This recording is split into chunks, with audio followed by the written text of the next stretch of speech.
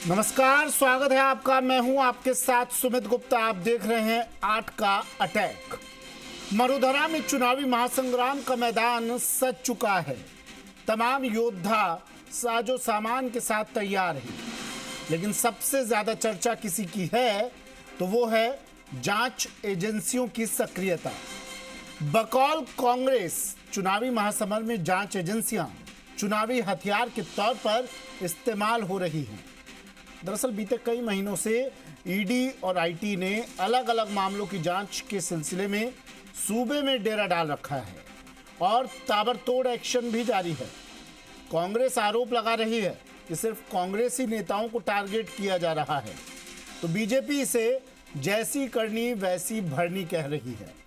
कई बड़े कांग्रेसी नेता और सरकार के मंत्री जांच एजेंसियों के निशाने पर बने हुए हैं, जिससे सियासी हड़कंप की स्थिति बन गई है। यहां तक कि जांच की आंच सीएम के बेटे वैभव गहलोत तक भी जा पहुंची और दिल्ली में पूछताछ का लंबा सिलसिला भी जारी है, जिसके बाद सियासी हलकों में चर्चा चल पड़ी है कि अब किसकी बारी है। 8 का अटैक में आज चर्चा इसी पर। जांच एजेंसियों का घेरा, बड़े नामों का फेरा। यूं तो पूरे देश में इन दिनों गुलाबी ठंड का मौसम है, लेकिन इन 3 तस्वीरों ने चुनावी सूबे राजस्थान के सियासी पारे में खासा इजाफा कर दिया है। गहलोत सरकार के मंत्री से लेकर प्रदेश कांग्रेस के मुखिया, खुद सीएम के बेटे पर जांच एजेंसियों की एक्शन से पूरी कांग्रेस में हड़कंप मचा है। आज आरसीए अध्यक्ष वैभव गहलोत की बारी थी। फेमा के एक मामले में सीएम अशोक गहलोत के बेटे वैभव गहलोत ईडी के सामने पेश हुए। मनी लॉन्ड्रिंग केस में पूछताछ के लिए ईडी ने आज वैभव को बुलाया था। ईडी की इस कार्रवाई पर अशोक गहलोत ने बीजेपी पर बड़ा आरोप लगाते हुए कहा था कि बीजेपी एजेंसियों का गलत इस्तेमाल कर रही है। वहीं वैभव गहलोत ने ईडी के दावों का खंडन किया और कहा कि फेमा के तहत लगे आरोपों में कोई सच्चाई नहीं है। नहीं, ईडी का जो सम्मन आया था वो फेमा के तहत आया था और मैंने उनको कहा कि फेमा से हमारा कोई वास्ता नहीं है, कोई फॉरेन ट्रांजैक्शन हुई नहीं है। तो पहली बात तो ये नोटिस ही जो आया है ये फेमा के तहत आया है। फेमा का हमारा कोई ट्रांजैक्शन मेरा या मेरे परिवार का कोई है नहीं। सिर्फ वैभव गहलोत ही नहीं, बल्कि बीते हफ्ते ईडी और आईटी की ताबड़तोड़ कार्रवाई ने सियासी गलियारों में हलचल मचा दी। 2 दिन पहले मंत्री उदयलाल आंजना पर आईटी की रेड पड़ी तो जयपुर से लेकर उदयपुर तक माहौल गर्मा गया। उससे पहले जब ईडी ने पेपर लीक मामले में प्रदेश कांग्रेस के मुखिया गोविंद सिंह डोटासरा पर शिकंजा कसा, तो इस बार खुद सीएम गहलोत ने मोर्चा संभाल लिया। कार्रवाई के तरीके पर भी सवाल खड़े किए। साफ है कि राजस्थान के चुनावी घमासान के दौरान केंद्रीय जांच एजेंसियों की प्रदेश में बड़ी सक्रियता ने सियासत में आग लगा दी है। एक के बाद एक कांग्रेस नेताओं पर जारी केंद्रीय एजेंसियों के एक्शन ने कांग्रेस को हमले का बड़ा हथियार दे दिया है। हाल के दिनों में प्रदेश के कई बड़े नेता जांच की आंच से गुजरे हैं, तो वहीं कांग्रेस अब ये आशंका भी जताने लगी है कि चुनावी मौसम में कांग्रेस नेताओं को घेरने का ये सिलसिला फिलहाल थमने वाला नहीं, यानी जांच की ये आंच भी दूर तलक जाने वाली है और कई बड़े नाम इसके घेरे में आ सकते हैं। दिल्ली से निजाम कंटालिया के साथ ब्यूरो रिपोर्ट, जी मीडिया। तो अब सवाल पूछा जा रहा है कि क्या 2024 से पहले, और राजस्थान में तो 2023 भी मायने रखता है, 2023 दिसंबर नवंबर की वो तारीख, उससे पहले तो 2024 आने से पहले ईडी की आईटी की रेड अचानक से बढ़ गई हैं। कारण क्या वही है या फिर जांच एजेंसियों के घेरे में वाकई में ये लोग हैं भी? आज चर्चा इसी मुद्दे पर हमारे साथ हमारे मेहमान जुड़ गए हैं। सबसे पहले तारुफ आपका करवा देता हूं मैं। निमिषा गौड़ जी, बीजेपी प्रवक्ता, हमारे साथ जुड़ गई हैं। स्वागत है निमिषा जी। जी राजस्थान पर आपका। और एसपी मित्तल साहब, वरिष्ठ पत्रकार, हमारे साथ जुड़ गए हैं। स्वागत है मित्तल साहब आपका भी जी राजस्थान पर। कुछ देर में कांग्रेस नेता भी जुड़ेंगे, उनसे भी परिचय करवाएंगे। लेकिन सबसे पहले निमिषा गौड़ जी, मैडम मैं आपके पास आ रहा हूँ। बहुत गंभीर आरोप कांग्रेस लगा रही है आप पर। मुख्यमंत्री अशोक गहलोत बोल रहे हैं, खुलकर बोल रहे हैं अब तो तमाम कांग्रेसी नेता कि जांच एजेंसियां सिर्फ एनडीए के इशारे पर, बीजेपी के इशारे पर काम कर रही है। सुमित जी, जिस कांग्रेस ने भारत के संविधान की मर्यादाओं को आपातकाल भारत पर थोप के तार तार किया था, जिस कांग्रेस ने संवैधानिक संस्थाओं के दुरुपयोग की पराकाष्ठा लांघी थी और उसी आधार पर 200 अंकों में सिमट गए संसद के अंदर, तो उस संविधान, उसी कांग्रेस के मुखिया राजस्थान में कहते हैं ईलू ईलू क्या है, ये ईडी क्या है, ये टिड्डी दल है और अन्य शब्दों से संबोधित करते हैं। तो संवैधानिक संस्थाओं का माखोल उड़ाने वाले राजस्थान के मुख्यमंत्री जी से उनके बेटे से पूछताछ की जा रही है, प्रदेशाध्यक्ष से पूछताछ की जा रही है, जांच की जा रही है। जांच जो वर्षों से लंबित थी वो जांच चल रही है, जांच की पूछताछ चल रही है। तो आप घबराए हुए क्यों हैं? ये तो इलू इलू है, आप परेशान क्यों हैं? राजस्थान की आज 8 करोड़ आबादी आपसे पूछती है, जब 2 करोड़ से ज्यादा परिवारों को छिन्न भिन्न किया, हमारी सिर्फ छवि धूमिल करने का प्रयास किया जा रहा है, हमारा वक्त बर्बाद किया जा रहा है क्योंकि चुनाव नजदीक है। युवाओं को कि परिवारों से हालत पूछिए। जी सवाल सुन पाई मैडम आप मेरा? नहीं, मैं सुन नहीं पाई। असल में घबरा नहीं रहे हैं वो लोग। कांग्रेस से कह रही है कि हम घबरा नहीं रहे हैं जांच से, लेकिन दिक्कत ये कि हमारी छवि बिगाड़ने की कोशिश की जा रही है, हमारा वक्त बर्बाद किया जा रहा है, वक्त जो इस वक्त पर बेशकीमती है। 70 लाख राजस्थान के युवाओं का वक्त बर्बाद नहीं हुआ था जब पेपर लीक सरगना विदेश भाग गया और वो ताकते रह गए। गरीब किसान मजदूर लोग अपने बच्चों को मेहनत से पढ़ाते हैं, तब इनका समय खराब नहीं हुआ था। और तब समय खराब नहीं हुआ जब हमारे युवा अभ्यर्थी लाखों महिलाएं, जिनकी तो नाक की बाली तक उतरवा के रख दी थी बाहर, सुमित जी मंगलसूत्र उतारिए, दुपट्टा उतारिए, बिल्कुल याद है, पेपर देने जाना है अंदर। और जब उनका 1 मिनट भी अभ्यर्थी लेट हो गई तो उसको बाहर खड़ा कर दिया, उसके पूरे जीवन से खिलवाड़ हो गई। तब घबराए नहीं थे आप। राजस्थान का एक युवा पूछता है आपसे कि आपने किस तरह से पेपर लीक सरगना को भगाया विदेश में। मैं नहीं, राजस्थान की एंटी करप्शन ब्यूरो कह रहा है 2022 में 511 एफआईआर दर्ज है भ्रष्टाचार के मामलों की, 2023 में 281 भ्रष्टाचार के मामले दर्ज हुए। और इंडियन स्टेट एंड इंडेक्स ये कह रहा है कि राजस्थान के अंदर 78% लोगों का, ये सर्वे कह रहा है कि 78% लोग कहते हैं कि भ्रष्टाचार है, बिना पैसे दिए काम नहीं होता। प्रमाण तो मुख्यमंत्री जी खुद अपने शिक्षकों से ले चुके हैं। जब वो भरी सभा में बिरला ऑडिटोरियम में शिक्षकों को सम्मानित कर रहे थे, तब कहा गया था कि बताइए आपका ट्रांसफर कैसे, पैसे देकर के होता है?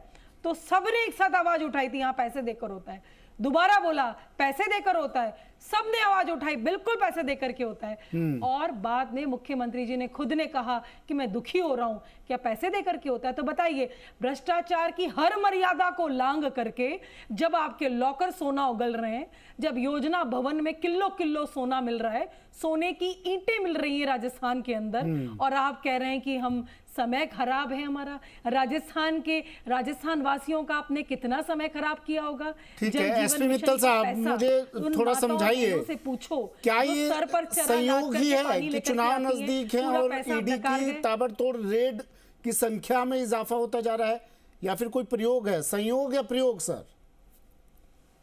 देखिए सुमित जी, कांग्रेस ने जो अभी एक आंकड़ा डिजाइन बॉक्स को अपना हायर किया है, मैं मारूंगा आपके पास, जो आजकल में ही क्या नाम से बाजारों में मैंने दिखाया लगा हुआ है, जिसमें 2 प्रमुख चेहरे हैं, एक मुख्यमंत्री अशोक गहलोत का और एक प्रदेश कांग्रेस कमेटी के अध्यक्ष डोटासरा का।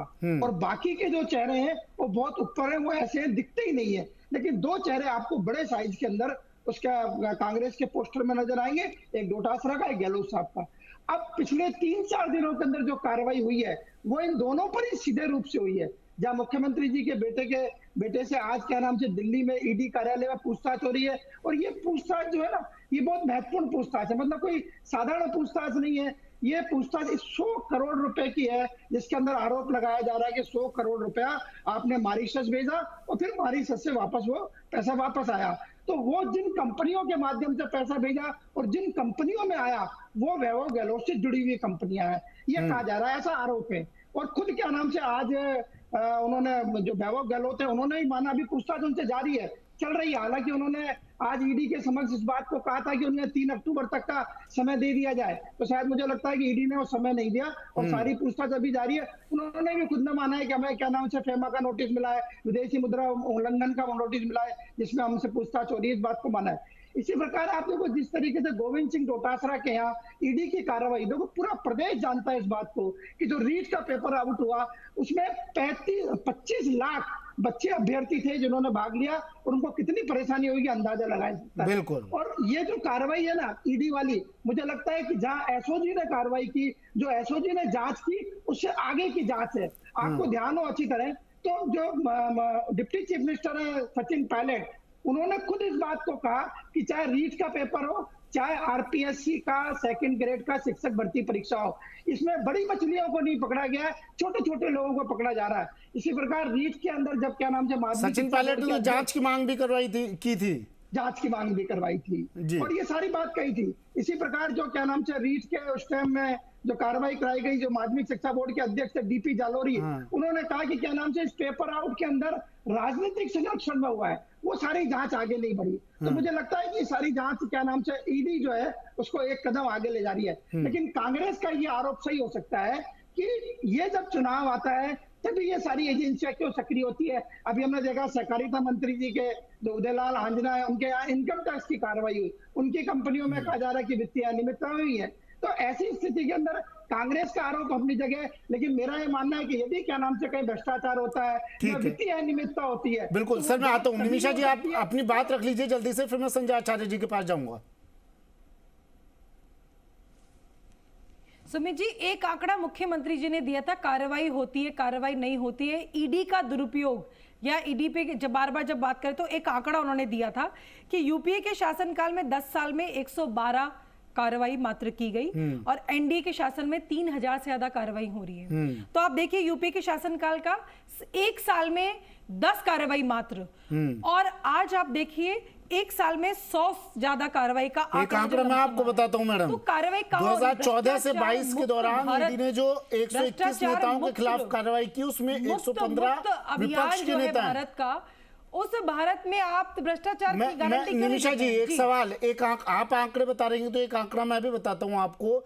2014 से लेकर 22 के दौरान ईडी ने जो कार्रवाई की, 121 नेताओं के खिलाफ जो कार्रवाई की, उसमें 115 नेता विपक्ष के हैं। तो इसलिए सवाल पूछा जाता है 95% नेता विपक्ष के, क्या तमाम नेता ईडी के दायरे में विपक्ष के ही आ रहे हैं? इसलिए सवाल पूछती है कांग्रेस। सुमित जी देखिए, हमारे प्रधानमंत्री जी कहते हैं ना खाऊंगा ना खाने दूंगा, तो वो आज जो स्थिति है विपक्ष की, विपक्ष पे कार्रवाई हो रही है। आप देखिए 2014 से पहले, सुमित जी एक आंकड़ा आप भी सुनिएगा, 2014 से पहले, ये भी एक नया परिवर्तन है राजनीति का, 14 से पहले सरकार पर आरोप लगते थे भ्रष्टाचार के, सरकार पे आरोप लगाता था विपक्ष, और सुप्रीम कोर्ट ने ये तक टिप्पणी की थी कोयला आवंटन मामले में, जब सुप्रीम कोर्ट में बहस चल रही थी तो ये तक टिप्पणी कर रही थी कि सीबीआई पंजरे में बंद तोता है। तब उस समय के तत्कालीन मंत्री एंटॉर्नी जनरल के अगेंस्ट संजय आचार्य जी हमारे साथ जुड़ गए हैं। इस्तीफा मांगा था। संजय जी देरी से जुड़े हैं आप, सरकार पे स्वागत है आपका। पहले तो निमिषा जी आंकड़े गिना रही हैं। हाँ, निमिषा जी ने आंकड़े गिनाए, टिप्स पर आंकड़े बता दिए हैं निमिषा जी ने, और कह रही हैं कि जब कुछ गलत किया नहीं तो डर काहे का। और अकाउंटेबिलिटी के साथ केंद्र सरकार कार्य कर रही है, और यहाँ तो सारे आंकड़े पार कर दिए भ्रष्टाचार। ठीक है संजय जी जवाब देंगे। लॉकर में कैश। ठीक है मैम संजय आचार्य जी से जवाब ले लेते हैं। सोने की ईंट। देखो ऐसा है जी, जो मैडम कह रही है ये पूरा हिंदुस्तान जानता है ना, क्या आंकड़े है, क्या सत्यता है, और जब इनको करप्शन की बात का है तो ये उस समय क्यों नहीं करते कार्रवाई। अब जब इनको 5 राज्यों में अपनी धरातल, अपना सरफेस जो है वो जाता हुआ दिखाई दे रहा है, तो ये बौखलाहट है इनकी और कुछ नहीं है। इससे ज्यादा मैं कुछ नहीं मानता, और आजकल तो पूरा हिंदुस्तान इस बात को मानता है। संवैधानिक संस्थाएं हैं, जांच एजेंसियां हैं, इसमें आपको क्यों लगता है कि सरकार के इशारों पर ये लोग काम कर रहे हैं? इनको कुछ सुराग मिले होंगे, कुछ सबूत मिले होंगे, उस आधार पर कार्रवाई आगे बढ़ा रही है। इनको कार्रवाई में सहयोग कीजिए ना आप लोग, जब गलत नहीं किया तो। ये तो सर्वविदित हो चुका है कि ये लोग इलेक्शन के टाइम ही ऐसा क्यों करते हैं। जब इनको लग रहा है कि पेपर लीक हो रहे हैं, वो हो रहा है। पेपर लीक कोई राजस्थान मात्र एक ऐसा स्टेट नहीं है जहां हुआ है, पूरे हिंदुस्तान में होते हैं। और पेपर लीक करने वाले जो असामाजिक तत्व है, नहीं कार्रवाई तो ईडी ने कई जगह की है, पश्चिम बंगाल में भी की, छत्तीसगढ़ में भी की। राजस्थान एकमात्र ऐसा राज्य है जहां पे गहलोत साहब ने तुरंत कार्रवाई करवाई है। और जिन जिन लोगों ने ऐसा, मुझे आप चुनाव से जोड़ रहे हैं तो मुझे बताइए, पश्चिम बंगाल में कौन से चुनाव है? कार्रवाई तो ईडी वहां भी पहुंची थी कार्रवाई करने। कुकृत्य किया है उनको, उनके विरुद्ध कार्रवाई भी हुई है। उनके जो मकान बने हुए हैं या उनकी जो अनैतिक कर्मों से अपनी जो प्रॉपर्टी बनी उनको ध्वस्त भी किया गया। हाँ, तो अब तह तक जा रही है ना ईडी एसओजी की जांच को आगे बढ़ा रही है, तह तक जा रही है। समस्या कहाँ है इसमें? पेपर लीक नहीं हुआ क्या? आप बताइए। अभी राजस्थान में चुनाव है, हाँ। इनको भ्रमित करना है, हाँ। इनको राजस्थान की जनता को भ्रमित करना है और राजस्थान की जनता। वैभव गहलोत की प्रतिक्रिया आ रही है, वो सुनवा देते हैं एक बार, फिर से चर्चा शुरू करेंगे।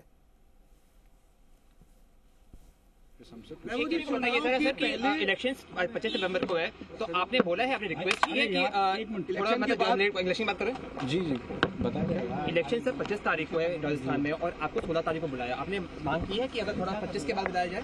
मैंने उनसे कहा है, पर वो 16 के आगे डेट देने को तैयार है। सर एक सवाल है वैभव जी, 12 साल पुराना मामला है, अचानक चुनाव से पहले आपको ईडी बुलाती है, क्या ये पॉलिटिकल एक एजेंडा है? आपको लगता है ऐसा चुनावी राज्यों में सरकारें इस तरीके से जिस तरीके से समय को इन्होंने टाइमिंग को चूज किया है, तो मैं यही कहूँगा कि जो टाइमिंग है ये बिल्कुल मैच करता है कि चाहते हैं कि इलेक्शन के टाइम में हम सब लोग यहाँ पे आए। और ईडी में जिस तरीके से इन्होंने आज बुलाया है और वापस इतनी नियर डेट दी है जिसमें मैंने रिक्वेस्ट करी थी कि आप चुनाव संपन्न हो जाने दीजिए, उसके बाद मुझे बुलाएं, मगर इन्होंने अभी इस चीज़ को नहीं माना है, 16 तारीख की डेट दी है। सर अंतिम सवाल रहेगा, लगभग 8 घंटे बीते, इस दौरान आपसे पूरे टाइम सवाल हुए या एक तरीके से समय स्पेंड किया गया? तमाम नेता ये कहते रहे जब उनसे पूछताछ हुई कि हमें घंटों घंटों बिठाए रहते हैं, टाइम वेस्ट करते हैं, उसके बाद भेज देते हैं। बीच में इन्होंने मुझे 1 घंटे का लंच ब्रेक और आधे घंटे का टी ब्रेक शाम को दिया है। उसके अलावा मैक्सिमम टाइम मुझसे बातचीत। सर मैं आपसे फिर से पूछना चाहूँगा, इन्होंने रतन लाल शर्मा के बारे में आपसे पूछा और इनके अलावा और क्या नहीं, तमाम क्वेश्चन चाहे से रिलेटेड हो चाहे दूसरे लोगों से रिलेटेड है, सबसे मिला के पूछा है। सर एक सवाल रहेगा लास्ट मेरा, ये बार बार कह रहे हैं कि आपने फेमा का उल्लंघन किया है। बिल्कुल, मैंने प्रेस नोट में भी लिखा है, मेरी तरफ से फेमा का किसी भी तरीके का उल्लंघन नहीं है। यही बात मैं इनको कहने आया हूँ और यही बात मैंने मेरे प्रेस नोट पे जो आप लोगों को दी है वो मैंने आपको दिया है। Thank you so much. Nimisha ji, सुना आपने वैभव गहलोत को? कह रहे हैं कि फेमा का उल्लंघन तो किया ही नहीं है मैंने, ये तो सिर्फ चुनावी वक्त है इसलिए कार्रवाई बढ़ रही है। बताइए आप। 12 साल पुराना मामला भी याद आ रहा है आपको? एन चुनाव से पहले पार्टी के जो डिप्टी सीएम भी यही कहते थे, पहले यही कहते थे और आज उनकी सुप्रीम कोर्ट से जमानत रद्द हुई है, वो भी यही कहते थे हमारा कोई कुछ नहीं बिगाड़ पाएगा। इलू आज चल रहा है, तो देखिए कार्रवाई है, आप सहयोग करिए, ये अपना डिपार्टमेंटल है। एक और मैं बताती हूँ वैभव गहलोत जी से, नहीं एक सवाल मैम साथ में आप बताइएगा, साथ में इस सवाल का भी जवाब दीजिए। 12 साल बाद अचानक से गड़े मुर्दे क्यों उखाड़े जा रहे हैं, वो भी एन चुनाव से पहले?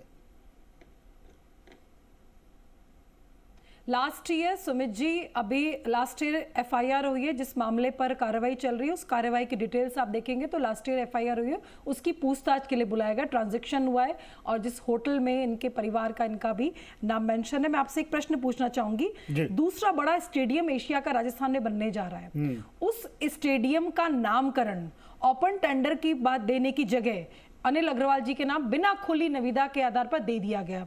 दूसरा प्रश्न, उस स्टेडियम में जितना निर्माण हुआ है उससे 4 गुना ज्यादा राशि तो अभी हैंडओवर हो चुकी है, निर्माण कार्य के साथ हैंडओवर की जाती है ना राशि। ऐसे सैकड़ों प्रश्न हैं जिनके जवाब देने पड़ेंगे। यहां पर एक मुख्यमंत्री जी नहीं, हर विधायक मिनी मुख्यमंत्री जी बनकर के ऐसे लाखों इन्होंने भ्रष्टाचार किए जिनकी पोल धीरे धीरे खुलती जा रही है सामने, जगत के सामने। रामनारायण मीना जी ने कहा था ना, हम पैर से लेकर के पैरों के नखून, सर से लेकर पैर नखून तक हम तो भ्रष्टाचार में लिप्त हैं, खुद इन्होंने कहा था। कितने विधायक आ रहे हैं सामने, कह रहे हैं कि हम चुनाव नहीं लड़ना, मंत्री कह रहे हैं ना मैं लड़ूंगा ना इनका बेटा लड़ेगा। 100 से ज्यादा की लिस्ट ही पार कर नहीं पा रहे हैं। खुद अपने आप में बिखरी हुई कांग्रेस नकारा निकम्मा को पोस्टर से गायब कर रखा है। तो अभी जो इनका डिजाइन बॉक्स निकला है ना बाहर, वो अलग अपने आप में जवाब लेता हूं मैं आपके सवाल का। आपने गंभीर आरोप लगाया है स्टेडियम वाली बात का जवाब संजय जी देंगे। संजय जी जवाब दीजिए, गंभीर आरोप है निमिषा जी का, और ये कह रही है ऐसा एक कांड नहीं है, ये तो पूरे कांडों की एक दस्तावेज है इनके पास। तो दस्तावेज ये मैंने आपको पहले ही मैं क्षमा चाहता हूं कि ये लोग बौखलाहट से इतना बता दीजिए उस स्टेडियम का नामकरण अनिल अग्रवाल का आपने किस आधार पे किया, ये बता दीजिए आप मुझे। आपके पास किसी बात का तथ्य तो रखिए ना, आप फालतू में राजस्थान की जनता को बौखलाहट के काम कर रही है। हर बात का तथ्य संजय जी जवाब दे दीजिए। आपने खुली संविदा आपने निकाला, ओपन टेंडर नकार दीजिए आरोपों को। कहिए निमिषा जी गलत बोल रही है, आधार पे किया बिल्कुल आप कहिए ना निमिषा जी गलत बोल रही है, निमिषा जी पर मानहानि का केस कर दीजिए, आपकी गलत बोल रही है साहब। ये आप तो दावे के साथ कहिए ना सर, समस्या क्या है? पूरे विश्वास के साथ और दावे के साथ ही कह रहे हैं, इनकी समस्या यही है, कुछ ही दम नहीं है, खोखलापन है और कुछ की नहीं है। जनता तो अगर इस तरह के आरोप, अगर निमिषा जी बीजेपी प्रवक्ता वरिष्ठ नेता इस तरह के गंभीर आरोप लगा रही हैं आप पर, तो आप भी कुछ एक्शन लीजिए इनके खिलाफ। कोई डर है क्या आपको एक्शन लेने में? तो छवि खराब की जा रही है सर आपकी। आपके पास कोई एविडेंस है तो लाइए ना, आप फालतू की बातें करते हैं ये लोग।